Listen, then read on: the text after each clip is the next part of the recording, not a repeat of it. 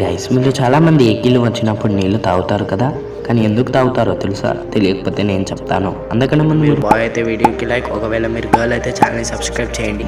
ఎప్పుడైతే ఎక్కిళ్ళు వస్తాయో అప్పుడు మన డయాఫ్రామ్లో ఇరిటేషన్ స్టార్ట్ అవుతుంది. ఆ ఇరిటేషన్ని ఆపడానికి నీళ్లు తాగుతాం.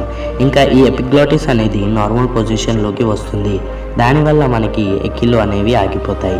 అందుకని నీళ్ళు తాగుతారు. మీరు దీని పార్ట్ 1 చూడాలి అనుకుంటే కమెంట్ బాక్స్లో లింక్ ఇచ్చాను, వెళ్ళి చూడండి.